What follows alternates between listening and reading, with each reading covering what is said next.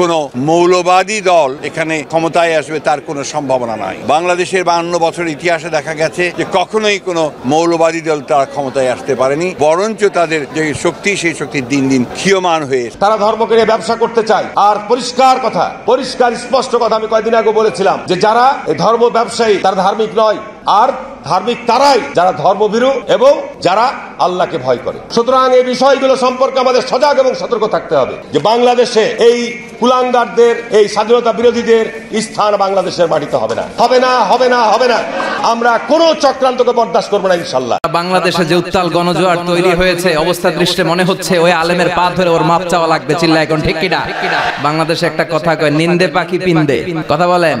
বাংলাদেশের রাজনীতিতে আমার কাছে মনে হচ্ছে একটি গোষ্ঠী বা কোনো ব্যক্তি বিশেষ কোনো প্ররোচনায় পড়ে যে কোনো মূল্যে বাংলাদেশে একটি সংঘাতের দিকে, অশান্তির দিকে এবং অনৈক্যের দিকে নিয়ে যাওয়ার চেষ্টা করছেন। আমি এই বিষয়টি স্পষ্ট দৃঢ়তার সাথে প্রতিবাদ না করলে বাংলাদেশের হয়তো আগামী দিনে আমাদের কঠিন সমস্যার মুখোমুখি হতে পারে। আসসালামু আলাইকুম ওয়া রাহমাতুল্লাহি ওয়া বারাকাতুহু।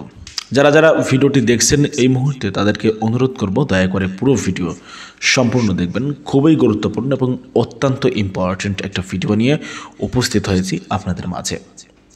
প্রিয় দর্শক শ্রোতামণ্ডলী, একের পর এক বিতর্কিত মন্তব্য করছে বিএনপি নেতাকর্মীরা মিজানুর রহমান আজহারীকে নিয়ে। প্রিয় দর্শক শ্রোতামণ্ডলী, মিজানুর রহমান আজহারীর ওপরে কেন এত ক্ষুব্ধ বিএনপি নেতাকর্মীরা? আজহারী হুজুর যশোরের মাহফিলে বলেছিল একদল খাইছে আর এক দল খাওয়ার জন্য বৈশা আছে। তো এটি কি কোনো দলের নাম মেনশন করে তিনি বলেছিলেন? কোনো ব্যক্তিকে উদ্দেশ্য করে বলেছিলেন? কোনো দল বা ব্যক্তির নাম তো তিনি নেননি। তাহলে কেনই বা মিজানুর রহমান আজহারীর ওপরে এত পরিমাণ ক্ষুব্ধ হলো বিএনপি নেতাকর্মীরা? আজকে দেখলাম বিএনপির একজন খুবই সুপরিচিত একজন শীর্ষ নেতা হারুন আর রশিদ, যাকে আপনারা সকলে এক নামে চিনে থাকবেন এমপি হারুন। তো সেই এমপি হারুন অর্থাৎ হারুন আর রশিদ তিনি মিজানুর রহমান আজহারী হুজুরকে রাজাকার আখ্যায়িত করেছে।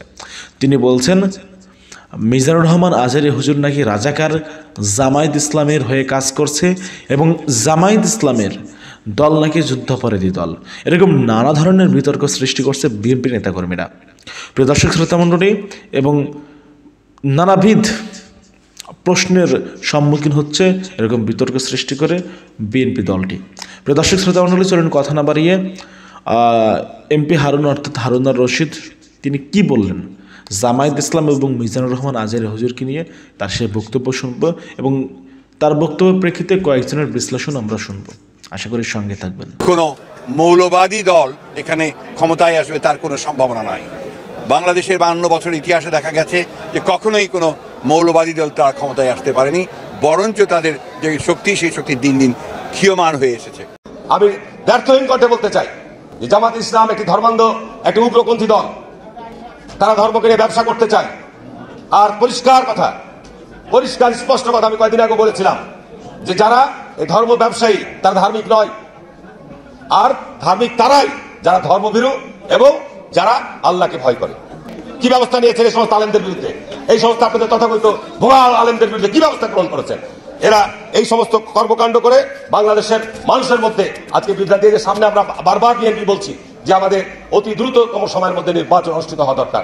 দেশে একটা বিশৃঙ্খলা বিরাজ করছে, একটা স্থবিরতা বিরাজ করছে। এখানে বিএনপি ক্ষমতা আসবে না। কে ক্ষমতা আসবে? কে ক্ষমতা আসবে বাংলাদেশে? যদি আজকে 6 সালে 7 সালে যদি অন-ইলেভেন সরকার মধ্যে দিয়ে সুষ্ঠু নির্বাচন হতো, তখনও বিএনপি ক্ষমতা আসতো। বিএনপিকে ক্ষমতা আসতে না দেওয়ার জন্য জাতীয় আন্তর্জাতিক ষড়যন্ত্র রয়েছে। আমি মুক্তিযোদ্ধা ভাইদের অনুরোধ করবো, আমরা আছি, আপনারা নির্দেশনা দেন, নতুন প্রজন্ম, নতুন আমরা বাংলাদেশকে গড়ার জন্য নতুন দিক নির্দেশনা দেন। এই ষড়যন্ত্র দাঁত ভাঙা জবাব দেবো আমরা ইনশাল্লাহ। আমি আর বক্তব্য বাড়াবো না। আমি শুধু এটুকুই বলবো যে বাংলাদেশে এই কুলাঙ্গারদের, এই স্বাধীনতা বিরোধীদের স্থান বাংলাদেশের মাটিতে হবে না, হবে না, হবে না, হবে না। আমরা কোন চক্রান্তকে বরদাস্ত করবো না ইনশাল্লাহ। ইসলাম মানুষ শান্তিতে থাকবে, কিন্তু এই ইসলামের কথাকে, এই শান্তির বাণীকে অনেকে সহ্য হয় না। আসরা নাই এদেশে এরকম উল্লুকা পাঠা আসরা নাই। এরা ইসলামের প্রচার আর প্রসারকে নাম দিয়েছে মোল্লাতন্ত্র। কি নাম দিয়েছে? ইসলামের বিজয় এদের ভাল লাগে না। ইসলামের গণজোয়ার অগ্রযাত্রা এদের ভাল লাগে না। আল্লাহ বলে মুতু বিগাইবিকুম, তোদের রাগ, তোদের ক্রোধ, তোদের আফসোস নিয়ে তোরা মর। ইসলামের তোরা কিচ্ছু করতে পারবি না। চিল্লায় বলেন ঠিক কিনা? সংসদে বসে আসরা নাই, ইসলামের নাম দিয়েছে মোল্লাতন্ত্র। এই মোল্লা না থাকলে তোর কানে আজান দেওয়ার কেউ ছিল না, এই মোল্লারা না থাকলে তোর বাবা মা বিয়ে পড়িয়ে তোকে হালাল পন্থায় দুনিয়াতে আনার কেউ ছিল না, এই মোল্লারা না থাকলে জানাজাটা দেওয়ারও তোর শেষকালে কেউ থাকবে না। চিল্লায় বলেন ঠিক কিনা? জমিনে আল্লাহু আকবার ধ্বনির সাথে সূর্য উঠে যায়, আল্লাহু আকবার ধ্বনির সাথে সূর্য ডুবে যায়, সে দেশে আর কিছু থাকবে না, থাকে ইসলাম থাকবেই, আর কিছু থাকবে না, থাক কোরআন থাকবেই। এদেরকে প্রতিহত করতে রাজি আছে মুসলমান? কারা কারা রাজি? দুহা উঁচু করে আল্লাহর দেখা।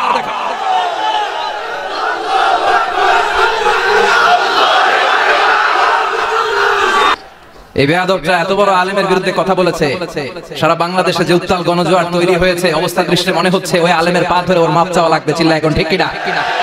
বাংলাদেশে একটা কথা কয়, নিন্দে পাখি পিন্দে। কথা বলেন।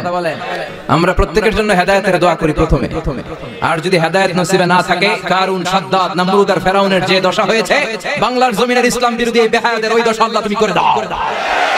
বাংলাদেশের রাজনীতিতে আমার কাছে মনে হচ্ছে একটি গোষ্ঠী বা কোনো ব্যক্তি বিশেষ কোনো প্ররোচনায় পড়ে যে কোনো মূল্যে বাংলাদেশে একটি সংঘাতের দিকে, অশান্তির দিকে এবং অনৈক্যের দিকে নিয়ে যাওয়ার চেষ্টা করছেন। আমি এই বিষয়টি স্পষ্ট দৃঢ়তার সাথে প্রতিবাদ না করলে বাংলাদেশের হয়তো আগামী দিনে আমাদের কঠিন সমস্যার মুখোমুখি হতে পারে, সে কারণে আমি কথা বলছি। আমি গত বেশ কয়েকদিন পর্যন্ত কয়েকজন ব্যক্তির বক্তব্য শুনতেছিলাম। বক্তব্যগুলো শুনলে বোঝা যায় যে কারো প্রেসক্রিপশন নিয়ে, একেবারে স্পষ্ট কারো না কারো প্রেসক্রিপশন নিয়ে বিশেষ কারণে অথবা তাদের কোনো দুর্বলতা যেটা তাদের কাছে সীমাবদ্ধতা আছে, এই জাতীয় কারণে একেবারে মাঠে পড়ে শুধু ঝগড়া বিবাদ চলছে বাংলাদেশের বৃহত্তর দুটি রাজনৈতিক দলের মধ্যে, বাংলাদেশ জাতীয়তাবাদী দল এবং জামাতে ইসলামকে নিয়ে। বিশেষ করে আজকের, আমি যেহেতু বাংলাদেশ জাতীয়তাবাদী দলের একজন কর্মী এবং একজন বিএনপির ঝালকাঠি 1 আসনের 2018 সালের মনোনয়ন কিনেছি, এই দলকে ভালোবাসি, 16 বছর কথা বলেছি, সেই কারণে আজকে আমাকে কথা বলতে হচ্ছে দলের স্বার্থে, দেশের স্বার্থে কয়েকটি গুরুত্বপূর্ণ বিষয়ে। আপনারা জানেন আমি বাংলাদেশের যে জিনিসটি সবচাইতে এখন ঘৃণিত, সবচাইতে এখন নিকৃষ্ট শব্দচয়ন, সেটা হচ্ছে রাজাকার, আলবদর, আল শামস। এই শব্দগুলো যারা উচ্চারণ করে তাদেরকে এই অঞ্চলের মানুষ, এই দেশের মানুষ কেউ পছন্দ করে না এক বাক্যে। কারণ শেখ হাসিনা এই শব্দগুলো গত 16 বছর পর্যন্ত উচ্চারণ করতে করতে, রাজাকার ট্যাগ লাগাতে লাগাতে, যাকে তাকে যেখানে দেখেছে সেখানে যে কোনো মূল্যে, একটা লোক নামাজ পড়ে রাজাকার, শিবির করে রাজাকার, আপনার ওই ভালো কাজ করে সেও রাজাকার, বিএনপি করে দাঁড়িয়ে আছে রাজাকার, হিন্দু দাঁড়িয়ে আছে রাজাকার, বিপ্রজিৎকেও হত্যা করেছে জামাত শিবির বলে। এই যে বিশেষ ধরনের একটি ট্যাগ লাগাতে লাগাতে এই শব্দগুলোকে এমনভাবে বাংলাদেশের মানুষের কাছে পরিচিত করে দিয়েছে এবং ঘৃণা বানিয়ে দিয়েছে যে এই শব্দগুলো শুনলে বরং মানুষ মনে করে যে যে এটা বলছে তিনি হচ্ছেন প্রকৃত দুষ্ট, প্রকৃত অপরাধী, প্রকৃত খারাপ লোক, কিন্তু যাকে উদ্দেশ্য করে বলছে তিনি খারাপ হতে পারে না। আজকে আমি কোনো দল, আমার দলের ভালো জিনিস আমি প্রচার করব, জামাত ইসলামের তার ভালো জিনিস দিয়ে আমাকে টক্কর দিতে পারলে দিবে, দুই দল যার প্রচারণা সে করবে, সেটা মানুষ সহ্য করবে। কিন্তু শেখ হাসিনার কাছ থেকে ধার করা কোনো শব্দচয়ন বাংলার জনগণ কোনোদিন পছন্দ করবে না। আপনি কি বিশ্বাস করেন সালাউদ্দিন কাদের চৌধুরী অপরাধী ছিল? সালাউদ্দিন কাদের চৌধুরীকে ফাঁসির কাস্টে ঝুলিয়েছে আমার দলের নেতা, বিএনপির নেতা। আজকে যখন আপনি বলছেন যে শেখ হাসিনা এই বিচার কার্যক্রম শুরু করে গিয়েছে, আগামী দিনেও এই বিচার কার্যক্রম চলমান রাখতে হবে, কে বলছে? বিএনপি নেতা হারুন সাহেব। আপনি হারুন সাহেব 2018 সালের 6 জন এমপি যারা নির্বাচিত হয়েছিল তাদেরকে শপথ নেওয়ানোর জন্য নিষেধ ছিল এক প্রকার বিএনপির পক্ষ থেকে, আপনাদের চাপে পড়ে তারপরে বাধ্য হয়ে আপনারা শপথ নিয়েছিলেন। তার মধ্যে একজন, আপনি তো তারেক রহমানের কথা ঠিক মতো শুনতেন, তাহলে আপনি তো শপথ নিতেন না। সেই সময়ের পদের জন্য, এমপিত্বর জন্য শপথ নিয়েছেন, দল বাধ্য হয়ে আপনাদেরকে সেখানে শপথ দিয়েছে, কিন্তু দলের মহাসচিব পর্যন্ত সেখানে কিন্তু শপথ নেয় নাই। আপনার সেদিনের ইতিহাস ভুলে গিয়েছেন। নমিনেশন কিংবা বিএনপিকে রাজি খুশি রাখার জন্য কিংবা কারো খপ্পরে পড়ে বিশেষ উদ্দেশ্য বাস্তবায়নের জন্য আপনি কোন সাহসে বলেন যে বাংলাদেশে আবার শেখ হাসিনা যে বিচার কার্যক্রম শুরু করেছে এই বিচার কার্যক্রম চলমান রাখবেন? আপনি তাহলে কার কার বিচার করতে চান? আমি জানতে চাই আপনি কার বিচার করতে চান বাংলাদেশে? আপনি কি বিশ্বাস করেন দেলোয়ার হোসেন সাঈদীকে হত্যা করা হয়েছে এটা একমাত্র তার অপরাধের কারণে হত্যা করা হয়েছে? আপনি কি বিশ্বাস করেন সালাউদ্দিন কাদের চৌধুরীকে হত্যা করা হয়েছে এটা কি তাদের অপরাধের কারণে করা হয়েছে? আপনি কি বিশ্বাস করেন সাইদি, কাদের মোল্লা, নিজামী কিংবা আলী হাসান মুজাহিদ কিংবা ওই 2013 সালের শাহবাগ তৈরি করে যাদেরকে ফাঁসির কাস্টে ঝুলিয়েছে তাদেরকে ফাঁসির কাস্টে ঝুলিয়েছে শুধুমাত্র তারা অপরাধী ছিল তাই বলে? না। তাহলে আপনি কেন বলছেন তারা অপরাধী ছিলেন না? তারা পার্শ্ববর্তী দেশের বিশেষ প্রেসক্রিপশন বাস্তবায়নের জন্য, অন্যায়ভাবে আমার দেশের স্বাধীনতা সার্বভৌমত্ব ধ্বংসের জন্য, জাতীয়তাবাদ ইসলামী মূল্যবোধের শক্তিকে ধ্বংস করার জন্য এবং আজকে যে অনৈক্য, এই অনৈক্য তৈরির জন্যই শাহবাগ তৈরি করেছিল। সেদিন আপনি সেই শাহবাগকে আপনি কোনো অবস্থায় সমর্থন করতে পারেন না। আপনি বলছেন কি? আপনার বক্তব্য 3 বার শুনেছি, গায়ের ভিতরে জ্বলতেছিল, বাধ্য হয়েছে। আমি জানি না আমার কি হবে, ভবিষ্যৎ রাজনীতি নিয়ে চিন্তা করি না, কিন্তু 16 বছর পর্যন্ত যেই কাজের প্রতিবাদ করেছি তার বিরুদ্ধাচরণ আমি আমার মুখ থেকে করতে পারবো না, সম্ভব নয়। 16 বছর আমরা বলেছি। 13 সালের এটা ছিল একটি সাজানো নাটক। 13 সালের শাহবাগ তৈরি করা ছিল বাংলাদেশের মুসলমানদের আধিপত্যকে বিস্তার থেকে দূরে রাখার জন্য, এদেশের ধর্মপ্রাণ মানুষদেরকে অনৈক্য তৈরি করে বাংলাদেশকে ভারতের একটি করদ্রাজ্য বানানোর জন্য ছিল 13 সাল। সেই 13 শাহবাগীদের কথা আপনি বলতে পারেন না। কোন ভাষায় বলেন? কি কারণে বলেন? কি কারণে বলেন? দেশ নেত্রী বেগম খালেদা জিয়া কি ভাষায় কথা বলে? তারেক রহমান সাহেব কি ভাষায় কথা বলে? তাদের শব্দ চয়ন থেকে যদি শিক্ষা অর্জন আমরা না করি, তাহলে এই দলের জন্য আপনারা ক্ষতি করা ছাড়া কোনো উপকার করতে পারবেন না। কেন আপনার কাছে মনে হয় সাইদি সাহেবের মৃত্যুটা খুব ভালো লেগেছে? হ্যাঁ, আপনি যদি বলেন যেই বিচার চালু হয়েছে ওই বিচার চলমান রেখে দমন করতে হবে, তার মানে আপনি যখনই দমন করতে যাবেন আপনি দমন করতে পারবেন না। শেখ হাসিনা দমন করতে গিয়ে ধ্বংস হয়ে গিয়েছে বাংলাদেশ থেকে। আর গত 16 বছরে হাসিনার ধ্বংসের অন্যতম কারণ হয়েছে এদেশের আলেম ওলামার উপরে নির্যাতন করেছে, নিপীড়ন করেছে, জুলুম করেছে, খুন করেছে, গুম করেছে। সে কারণে শেখ হাসিনা ধ্বংস হয়েছে। মনে মনে ভাববেন না আপনার মতো আমার মতো লোকেরা বসেছিলাম বলে শেখ হাসিনার পতন হয়েছে। মোটেও নয়। শেখ হাসিনার পতন হয়েছে একটি আদর্শের উপর ভিত্তি করে। শেখ হাসিনার পতন হয়েছে একটি জুলুমের অবসান ঘটানোর জন্য, জুলুমের প্রতিবাদ স্বরূপ শেখ হাসিনার আজকের পতন হয়েছে। আপনারা সেই শেখ হাসিনার আপনি কি ভাষায় বললেন? আমি একদম হুবহু লিখে রেখেছি। আপনি বলছেন শেখ মুজিব যুদ্ধাপরাধীদেরকে ক্ষমা করে দিয়েছে, তার পরবর্তীতে শেখ হাসিনা বিচার কাজ শুরু করেছে। এই শেখ হাসিনার বিচার কাজ যেটা শুরু হয়েছে এটা আমাদেরকেও চালু রাখতে হবে। কত বড় ধৃষ্টতা আপনার! কিসের বিচার কাজ চালু করবেন আপনি? আমি বিএনপির নেতৃস্থানীয় মানুষদেরকে উদাত্ত আহ্বান জানাতে চাই, এই ধরনের কর্মকাণ্ড চললে দলটাকে ধ্বংস করতে সময় লাগবে না। ধান্দাবাজির জায়গা পান না। খেটে খাওয়া মানুষের একটি দল। শহীদ রাষ্ট্রপতি জিয়া রহমান 1975 সালে বাংলাদেশে যখন শেখ মুজিবের পতন হয় তখন এই দেশে আওয়ামী বিরোধী শক্তি, ভারতীয় আধিপত্য, ভারতের বিরুদ্ধের শক্তি ঐক্যবদ্ধভাবে জিয়া রহমানকে আপন করে নিয়েছিল। আর তিনি বহুদলীয় গণতন্ত্র প্রতিষ্ঠা করে বাংলার মানুষের হৃদয়ে স্থান অর্জন করেছিলেন। সেই দলটাকে আপনারা কারা এটাকে ধ্বংস করতে নেমেছেন বলেন?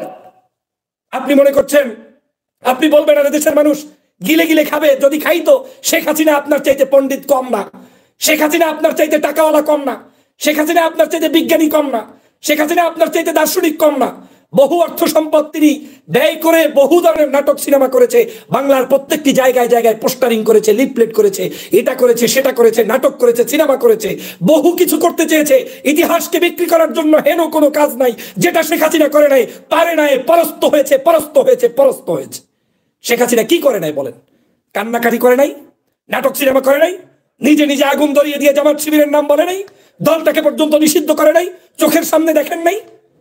আমরা 2001 সালে বিএনপি জামাত ঐক্যবদ্ধভাবে বাংলার মানুষের মুক্তির জন্য তখন জয়যুক্ত হয়েছিলাম। অবশ্যই দুটি দলের মধ্যে ঐক্য দরকার। আর যদি ঐক্য সম্ভব নাই হয় অন্ততপক্ষে আপনাদের চুপ থাকা দরকার। যাকে খুশি তাকে মানুষ ভোট দিবে, কিন্তু আপনি একটি দলকে আবার শেখ হাসিনার মতো অমুকপন্থী তমুকপন্থী বানাতে গিয়ে দলটার ধ্বংস করা ছাড়া আর কিচ্ছু করতে পারবে না। আমি চ্যালেঞ্জ দিয়ে বলতে পারি আগামী নির্বাচন যদি এই দুই দল ভিন্নভাবেও করে, যারা যারা অতিরিক্ত পদলেহন করতে গিয়ে ওই যুদ্ধাপরাধী অমুক ইস্যু তমুক ইস্যু ট্যাগ লাগিয়ে লাগিয়ে কথা বলছেন, ধানের শীষ প্রতীক নিয়ে আসলেও আপনারা অন্তত জয়যুক্ত হতে পারবেন না। বিএনপি হয়তো ক্ষমতায় যাবে, কিন্তু আপনাদের মতো দালালরা যারা এদেশের বিভাজন সৃষ্টি করতে চায়, আলেমদের মধ্যে অনৈক্য তৈরি করতে চায়, ধর্মপ্রাণ মানুষদেরকে 13 সালের শাহবাগীরা খুন করেছে সেটাকে যারা সাফাই গাইতে চায়, তারা অন্তত পক্ষে জয়যুক্ত হতে পারবেন না। আমি চ্যালেঞ্জ দিয়ে দিলাম, পারবেন না। যদি পারতো শেখ হাসিনা গণভবনে থাকতে পারতো। ফাইজলামির জায়গা পান না। ফাইজলামি করতে আসছেন নাকি এখানে? ধান্দাবাজি করতে আসছেন নাকি এখানে? বাংলাদেশের শেখ হাসিনার শিখানো কোন শব্দ চয়ন বাংলাদেশের কোন রাজনীতিবিদ উচ্চারণ করবেন না। শেখ হাসিনা দেশের অধঃপতন, শেখ হাসিনা বাংলাদেশের মানুষের মুক্তি করে নাই, তাদের জন্য একটি অভিশাপ, তাদের জন্য একটি জাহান্নাম। সেই জাহান্নামের উদাহরণ নিয়ে আসছেন। হ্যাঁ, ধান্দাবাজি করেন। আপনি আবার বলছেন আল কোরআনের আলো ঘরে ঘরে জ্বলো। আমি কোট করে বলছি, আপনার কি সমস্যা? আল কোরআনের আলো ঘরে ঘরে জ্বলো, এটা আপনার দলের, আমার দলেরও মিছিল হলে সমস্যা কোথায়? আমি কোরআনকে বিশ্বাস করি, হাদিসকে বিশ্বাস করি, আমি ইসলাম ধর্মের পক্ষে আমি কথা বলবো। আমি বিএনপি করে যদি আল কোরআনের আলো ঘরে ঘরে জ্বলো এই স্লোগান দিতে না পারি, তাহলে এর চেয়ে ধান্দাবাজি আর কি হতে পারে? ফাইজলামি করেন। সাকা চৌধুরীর সন্তান এক জায়গায় নারাই তাকবীরের মিছিল দিয়েছিল, কিছু সুশীলের শরীরের মধ্যে জ্বলন্তি ছিল, কিন্তু ওই মিছিলের পক্ষে কত লক্ষ মানুষ আর আপনার জ্বলন্তির কত লক্ষ মানুষ সেটা দেখেন। এই সব কাজ করবেন না। আমাদের 31 দফা কর্মসূচি আছে, জাতির কাছে 31 দফা নিয়ে চলুন, জাতিকে বুঝান। জামাতের 40 দফা আছে, 40 দফা নিয়ে তারা থাকুক। আপনার 31 দফা জনগণ পছন্দ করলে আপনাকে আমাকে গ্রহণ করবে, ওনাদের 40 দফা জনগণ পছন্দ করলে ওনাদেরকে গ্রহণ করবে। আপনার এত ভয় কিসের? আপনি কেন এখনো আবার শেখ হাসিনার সেই যুদ্ধপ্রতি এই ইস্যু ট্যাগ লাগিয়ে বাংলার মানুষের মধ্যে বিভাজন তৈরি করতে চান? তার মানে আপনার মতো লোকেরা সংসদে আসলে আবারও এই দেশের মানুষের উপরে জুলুম অত্যাচার করতে চান। আমি দলকে বলবো এই মানুষ থেকে দূরে রাখতেই হবে দলকে। যদি না রাখেন করুণ পরিণতি হবে আমাদের। আমি এই দল করি বিদায় আজকের বুক ফাটা রক্ত নিয়ে এই কথা বলতে হচ্ছে। আপনি বলছেন আল কোরআনের আলো দিয়ে অন্য মিছিল করে, মিছিল আপনার সমস্যা। আপনি বলছেন মাদ্রাসা স্কুল কলেজে জামাত শিবিরের লোকেরা চাকরি করে, তারা নাকি ঠিক মতো চাকরি করে না, তারা নাকি ধান্দাবাজি করে, তারা নাকি ক্লাস ফাঁকি দেয়। কোথায় শুনেছেন আপনি? এ সকল মিথ্যা বক্তব্য দিয়ে আমাদেরকে বিতর্কিত করার কোনো প্রয়োজন নাই। সত্য কথা বলেই মানুষের হৃদয় অর্জন করা সম্ভব। শহীদ রাষ্ট্রপতি জিয়াউর রহমান স্বাধীনতার ঘোষক, বাংলাদেশের প্রথম একজন ব্যক্তি যিনি বহুদলীয় গণতন্ত্র প্রতিষ্ঠা করেছেন। এর চাইতে বড় সাইনবোর্ড বিএনপির প্রয়োজন নাই। আমাদের এখন পর্যন্ত দেশনেত্রী বেগম খালেদা জিয়া আছে, যিনি জাতীয় ঐক্যের প্রতীক, যিনি বাংলাদেশের প্রত্যেকটি মানুষের হৃদয়ের প্রতীক। আমাদের এখন পর্যন্ত জননেতা জনাব তারেক রহমান আছে, যিনি জিয়াউর রহমানের আদর্শ উজ্জীবিত একজন সন্তান। তাদের মতো আইডিওলজি, আইডেন্টিটি থাকতে আমাদেরকে ধার করা শেখ হাসিনার শব্দ চয়ন দিয়ে রাজনীতি করতে হবে। পেয়েছেন কোথায়? আপনি খালেদা জিয়ার ত্যাগের কথা জনগণকে বলুন। আমি খালেদা জিয়ার দেশনেত্রীর ত্যাগের কথা বলবো, 3 বারের প্রধানমন্ত্রী তার কথা বলবো, তাকে বাড়ি থেকে তাড়িয়ে দেওয়া হয়েছে সেটা বলবো, তাকে জেলের মধ্যে নেওয়া হয়েছে সেটা বলবো, তার উপরে অত্যাচার হয়েছে সেটা বলবো। আপনি কত কথা আছে সেই কথা না বলিয়া কুচুর মুচুর করিয়া করিয়া পিছনের দরজা থেকে ওখানে গুতাগুতি এখানে গুতাগুতি, এত সমস্যা কিসের? আপনি আবার বলছেন আপনার এলাকায় শামীম সাইদি না সাইদি গিয়েছে, কোন এক প্রার্থীকে পরিচয় করিয়ে দিয়েছে। মেয়া এইসব ভণ্ডামি বন্ধ করতে হবে। প্রার্থী পরিচয় কি সাইদি সাহেব দেয় নাই? সাইদি সাহেব যখন জামাত ইসলাম করতো তখন তো অনেকেই সমালোচনা করতেন, উনি যদি দল না করে তাহলে আরো ভালো হইতো। এখন সাইদি সাহেব নাই, এখন আবার অনেকে আজহারির সমালোচনা করেন, বলেন যে আজহারির চাইতে সাইদি ভালো ছিল, আজহারি সাহেব কিছু করে না। আরে সাইদি জামাত কইরা ভালো ছিল আর আজহারি কিচ্ছু করে না, তারপরেও খারাপ হয়ে গেছে। এর অর্থই হচ্ছে আদতে আপনি কোন ধরনের ইসলামিক স্কলারদেরকে হৃদয় থেকে পছন্দ করেন না। যখন সে মাইনাস হয়ে যায় তখন তার পক্ষে দাঁড়ান, আর যখন সে উপস্থিত থাকে তখন তার বিরুদ্ধাচরণ করেন। এগুলা দুই চরিত্র, এগুলা জাতি জানে। এই জাতিকে এই ধরনের মিথ্যাচার করে রাজনীতি করা যাবে না। কোন সাহসে এই ধরনের কথা বলেন? মনে রাখা উচিত এই দেশের মানুষ এই যে শেখ হাসিনাকে বিদায় করেছে, এই বিদায়ের পিছনে প্রথম কারণ হচ্ছে আমরা সবাই মিলে এই ফেসিবাদের জুলুম অত্যাচার থেকে বাঁচার জন্য, এবং যারা সবচাইতে বেশি জুলুমের শিকার ছিল তাদের কারণেই আজকের এই স্বাধীনতা। আমরা অবশ্যই বাংলাদেশের সর্ববৃহৎ দল বিএনপি আগামী দিনের বাংলাদেশের কর্ণধার হোক, কোনো সমস্যা নেই। জামায়াত ইসলাম তাদের রাজনীতি নিয়ে মাঠে এসেছে, মানুষের ভালোবাসা পেয়ে তিনি যদি ভালো কিছু করতে পারে কোনো সমস্যা নেই। আমরা শেখ হাসিনা থেকে মুক্ত হয়েছি, এর চেয়ে বড় অর্জন আর কিছুই হতে পারে না। আজকে কত কথা বলবো। আপনি সেই সকল মানুষদেরকে বলছেন উগ্র, ধর্মান্ধ, ধর্ম ব্যবসায়ী। ধর্ম ব্যবসা কি বুঝেছেন আপনি? এই শব্দগুলো করে করে শেখ হাসিনার গুষ্ঠ শুদ্ধ পালাতে হয়েছে। আমার কেন জানি ভয় হয় আপনার এই সকল শব্দ চয়নের কারণে আজকে আপনি দেশ মাতাকে কলঙ্কিত করছেন, খালেদা জিয়ার ইজ্জত সম্মানকে নষ্ট করছেন, তারেক রহমানের আদর্শকে ধ্বংস করছেন, এবং তার পরিণতি আপনি নিজেও ধ্বংস, পাশাপাশি এই মানুষগুলোকেও আপনারা নষ্ট করার জন্য, শেষ করার জন্য উঠে পড়ে লেগেছেন। আমার মনে হচ্ছে এটা এমনি না, কারণ না কারণ দালাল হয়ে গেছেন, কারণ না কারণ এজেন্ট হয়ে গেছেন, অথবা যখন বুঝতে পেরেছেন যদি টিকে থাকতে হয়, মনে হয় এইরকম উল্টা বললেই আমি খুব খাস বিএমপি হয়ে যাব, উল্টা বললে খাস বিএমপি হইয়াও নসিবে না থাকলে এমপি হইতে পারবেন না। অতএব সৎ পথে চলুন। কোরআন হাদিসের তো মাঝে মাঝে খুব বেশি সংসদে দাঁড়িয়ে দাঁড়িয়ে অনেক কথা বলতেন, এখন একেবারে সব শেষ হয়ে গেছে। সহ্য করতে পারলেন না মাত্র 6 মাস, ধৈর্য ধরতে পারলেন না মাত্র 6 মাস। দেশটা এখন পর্যন্ত সুষ্ঠুভাবে স্বাধীন হয় নাই। আমাদেরকে ঐক্যবদ্ধ যখন থাকা দরকার, সেই ঐক্যের মধ্যে ফাটল সৃষ্টি করতে আপনারা কারা আসছেন? শোনেন, আপনাকে যারা তালি দেয় এরা আপনার বন্ধু নয়। আপনাকে আমি ধরিয়ে দিচ্ছি, আমি আপনার প্রকৃত বন্ধু। জনগণের বাস্তবতায় এদেশের জনগণের সেন্টিমেন্টকে ক্যারি করার চেষ্টা করুন, এদেশের জনগণকে বোঝার চেষ্টা করুন। জনগণকে ভিন্নভাবে ভিন্ন জায়গায় নিয়ে আপনি কথা বলবেন না। এই যে আরেকজন ফজলুর রহমান সাহেব, সম্মানিত সিনিয়র ব্যক্তিত্ব, সাবেক আওয়ামী লীগ ওবায়দুল কাদেরের সময়ের সিনিয়র নেতা, ওনার নাকি তার বন্ধু বা উনি তারও সিনিয়র। এই ভদ্রলোকও জামাতকে নিয়ে কথা বলেছেন। আমার জামাত নিয়ে ইস্যু নাই। জামাত একটা ভোট না পাইলেও আমার দুঃখ নাই, 1 লাখ ভোট পাইলেও আমার কোনো সুখ দুঃখ নাই। আমার দুঃখ ওই জায়গায় আপনারা যে সকল ট্যাগিং এর রাজনীতি শুরু করেছেন, এই ট্যাগিং এর রাজনীতি দিয়ে দেশের জনগণ বিন্দুমাত্র পরোয়া করে না। যদি তাই করতো তাহলে ঢাকা বিশ্ববিদ্যালয়ের রোকেয়া হল থেকে ছাত্রীরা আমি কে তুমি কে রাজাকার রাজাকার স্লোগান নিয়ে রাজপথে ঝাঁপিয়ে পড়তো না। এটাই হচ্ছে শেখ হাসিনার ট্যাগিং এর রাজনীতির সবচাইতে করুণ মৃত্যু, যেটা আপনাদের জন্য, আপনার জন্য অপেক্ষা করছে। যেমন 5 আগস্টের এই গেল বছর যে 5 আগস্ট গেল, এর আগ পর্যন্ত আপনারা আমরা সবাই সেজদায় পড়ে আল্লাহ সাহায্য চাই না, বলি নাই যে আল্লাহ রাত গভীর হয়েছে, এখন শুভে সাদিক আমাদেরকে দান করুন। আমরা চাই নাই আল্লাহ। কেউ কেউ বলতো আল্লাহকে আমাদের ডাক শুনে, এরকম কথা বলত। আল্লাহ অবশ্যই ডাক শুনে, ওয়া সামিউল বাসীর। তিনি সামিউ এবং তিনি বাসীর, শুনেনও দেখেন। সূর্যে নড়ে, চোখের পাতা নড়ে, ভিতরে যে অঙ্গ প্রত্যঙ্গ নড়াচড়া করে সব আল্লাহ দেখেন। আর কণ্ঠ থেকে যা বাইরে সব আল্লাহ রেকর্ডের ব্যবস্থা করে, নির্ভুল। তিনিই তো সেই আল্লাহ। তার মহান সত্তার দিকে ইঙ্গিত করে বলেছেন, উদুউনি আস্তাজিব লাকুম, আমাকে ডাকো, আমি তোমাদের জবাব অবশ্যই দেব। তাইলে আমার কেন সন্দেহ যে আমার প্রভু আমার ডাক শুনছেন কিনা? বরঞ্চ আমার চিন্তা করা উচিত যে ডাকার মতো আমি ডাকতে পারছি কিনা, এবং ডাকার জন্য আমার যেভাবে আল্লাহর কাছে পেশ করা দরকার সেটা আমি নিজেকে পেশ করেছি। আর বলছি আপনাদের মানে এই কয়েকজন মানুষ নয়, সমস্ত উলামায়ে কেরাম। আল্লাহে আমার কাছে কোনো কওমি নাই ভাই, আমার কাছে কোনো আলিও নাই, আমার কাছে উলামায়ে কেরাম। আলহামদুলিল্লাহ, আমি এটা মানব না। কওমি আলিয়া আল্লাহ এইভাবে সৃষ্টি করে পাঠানো, এটা কারো না কারো সৃষ্টি। এর যদি ভালো কিছু থাকে আমরা পেয়ে গেছি, এর যদি ক্ষতির কোনো দিক থাকে ওটাও আমরা পেয়ে গেছি। এখন আমরা আল্লাহ তাআলা হুকুমকে ধারণ করে আমরা সবাই এক ইনশাআল্লাহ। আমি বড় সাহায্য চাই এই জায়গাটা, আপনারা প্রাণ ভরে একটু সাহায্য করেন।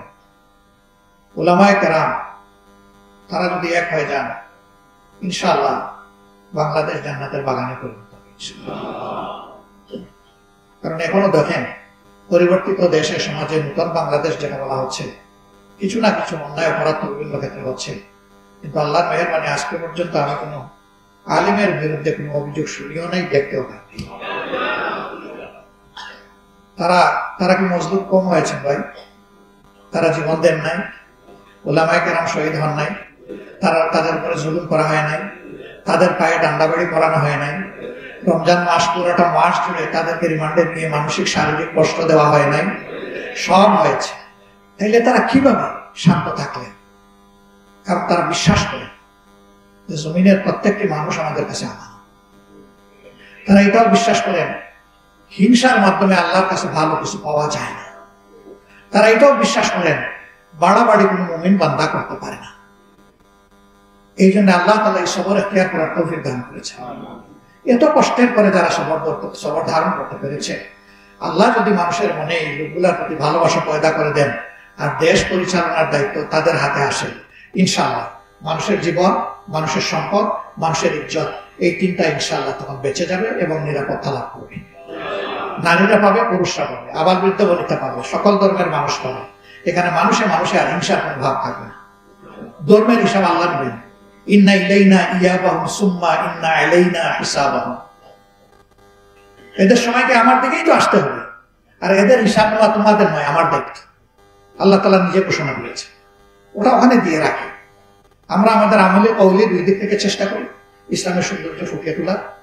এতে যদি কেউ আকৃষ্ট হয়ে সে আল্লাহর দ্বীনকে, হেদায়েতকে কবুল করে, সেও সৌভাগ্যবান, আমিও সৌভাগ্যবান। কিন্তু এর বাইরে আর কিছু করার কোনো এখতিয়ারও নেই, দায়িত্ব নেই। এখানে কোনো জোরাজুরির কোনো জায়গা নেই, বরঞ্চ মানুষকে ভালোবাসার দায়িত্ব আমাদের।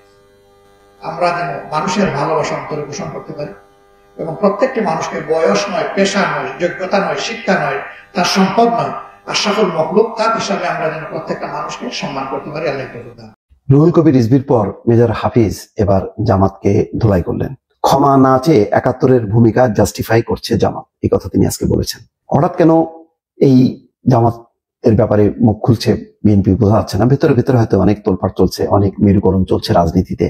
আগে মনে করা হচ্ছিল যে আওয়ামী লীগ সিনে নাই, বাকি যারা সবাই তো ১৫ বছর ধরে আওয়ামী লীগের বিরুদ্ধে লড়াই করেছে, সুতরাং তারাও ঐক্যবদ্ধ থাকবে। আজকে মির্জা ফখরুল ইসলাম আলমগীরও কিন্তু এই উদ্বেগ জানিয়েছেন যে কেন এই বিভক্তি, এবং এই বিভক্তি যে সর্বনাশ ডেকে আনবে সেই শঙ্কাও তিনি প্রকাশ করেছেন। কিন্তু জামাতের ব্যাপারে কিন্তু আস্তে আস্তে রিজার্ভেশন ডেভেলপ করছে বিএনপির মধ্যে, এবং বিএনপি নেতারা গর্ষচন্দ্র রায় বলেছেন, রুহুল কবির রিজভী বলেছেন, সর্বশেষ আজকে বলেন মেজর হাফিজ। দর্শক কি বলেছেন আমরা একটু দেখি। তিনি বলছেন যে আমরা ভেবেছিলাম এখন একটা সুযোগ এসেছে, এই সুযোগে তারা, অর্থাৎ তারা মানে জামাত ইসলামী, ৭১-এর ভূমিকা নিয়ে জনগণের কাছে ক্ষমা প্রার্থনা করবে। সেটি না করে তারা ৭১-এ তাদের ভূমিকাকে জাস্টিফাই করছে এবং দেশপ্রেমিক হিসেবে আবির্ভূত হয়েছে। আসলে এটার একটা রাজনৈতিক প্রেক্ষাপট আছে। সরকার পতনের পর, অর্থাৎ শেখ হাসিনা পতনের পর দেশের বিভিন্ন জায়গায় যে চাঁদাবাজি, তারপর আবার পুনর্দখল, দখল, এই ঘটনাগুলোর মধ্যে বিএনপির তৃণমূল পর্যায়ে অনেকে জড়িয়ে গেছে। সেখানে জামাতও বারবার ইঙ্গিত করছে যে এগুলির সাথে বিএনপি যুক্ত, আর বিএনপি বলার চেষ্টা করছে যে না, এটা বিএনপির নাম ধরে দুর্বৃত্তরা এই কাজগুলো করছে এবং বিএনপি কঠিনভাবে অ্যাকশন নিচ্ছে, এবং তারা বলছে যে শুধু সাংগঠনিক ব্যবস্থা না, তাদের বিরুদ্ধে যাতে আইন শৃঙ্খলা বাহিনী ব্যবস্থা নেয়। কিন্তু আসলে আইন শৃঙ্খলা বাহিনী যতই বলা হোক না কেন, তারা কি ব্যবস্থা নেওয়ার মতন সেই সক্ষমতা আছে? নেই। তারা তো আগে এক লুটেরা গোষ্ঠীর সঙ্গে ছিল, সেখান থেকে তারা সুবিধা নিয়েছে, এখন তারা মনে করছে যে হয়তো ক্ষমতায় আসবে বিএনপি, সুতরাং তারা তাদের সাথে যোগসাজশে এই কাজগুলো করছে।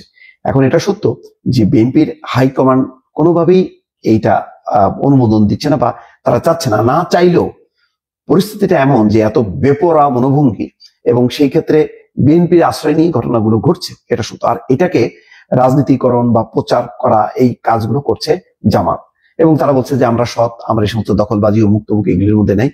এইটা বিএনপিকে ক্ষুব্ধ করেছে, সেই কারণে বিএনপি এখন জামাতের ব্যাপারে মুখ খুলছে। সম্ভবত এটার একটা রাজনৈতিক প্রেক্ষাপট থাকতে পারে।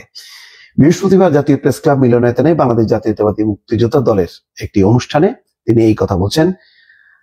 মেজর হাফিজ বলছেন যে আজকে গণঅভ্যুত্থানকে স্বাধীনতার উপরে স্থান দেওয়ার প্রচেষ্টা করছে একটি মহল।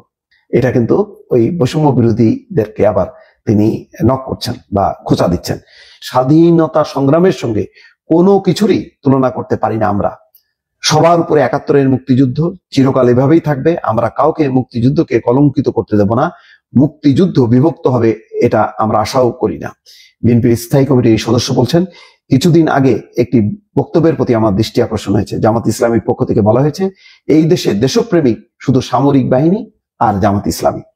এটাও বিএনপিকে ক্ষুব্ধ করেছে এই বক্তব্যের কারণে, এটা সত্য। সম্মানিত বন্ধুগণ, দর্শক শ্রোতা, আপনারা দেখতে পারলেন। ব্যক্তিগত মতামত অবশ্যই কমেন্ট করে জানাবেন আপনারা কি বলতে চান, আপনাদের কি ওপিনিয়ন, আপনারা কি বলবেন। আসলে কি বলবো বুঝতে পারতেছি না। কি শুরু হলো এটা ভাই? দেশে কি হচ্ছে এসব? হঠাৎ করে বিএনপির এরকম ডিগবাজি কেন ভাই?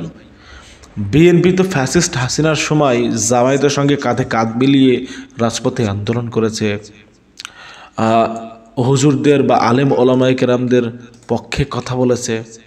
কিন্তু এখন হুট করে কেন তারা এরকম বিরোধিতা করছে? প্রিয় দর্শক শ্রোতা মণ্ডলী, আপনারা আপনাদের অবশ্যই মূল্যবান মতামতটা কমেন্ট করে জানাবেন। আপনারা কি বলতে চান আসলে? বিএনপি নেতা এই যে হারুনার রশিদ, তিনি যে কথা বললেন, সেই কথার পরিপ্রেক্ষিতে আপনাদের কি মতামত থাকবে? প্রিয় দর্শক শ্রোতা মণ্ডলী, আমি শুধুমাত্র দিন শেষে একটা কথাই বলতে চাই, যেটা শুরু করেছে বিএনপি কর্মীরা সেটা মোটেও উচিত এবং ঠিক কাজ করছে না তারা। প্রিয় দর্শক শ্রোতা মণ্ডলী, বিএনপির এই কিছু অতি উৎসাহী নেতাকর্মীদের কারণে বিএনপি একেবারে মানে অধপতনের দিকে ধাবিত হচ্ছে। প্রিয় দর্শক শ্রোতা মণ্ডলী, আপনারা আপনাদের মূল্যবান মতামত জানাবেন। আজকের মতো বিদায় নিচ্ছে আপনাদের কাছ থেকে। দেখা হবে আরও অন্য কোনো একটা ভিডিওতে। আমাদের চ্যানেলে নতুন হয়ে থাকলে আপনারা চ্যানেলটি অবশ্যই সাবস্ক্রাইব করে পাশে থাকা বেল বাটনটি ক্লিক করে রাখবেন। আল্লাহ হাফেজ।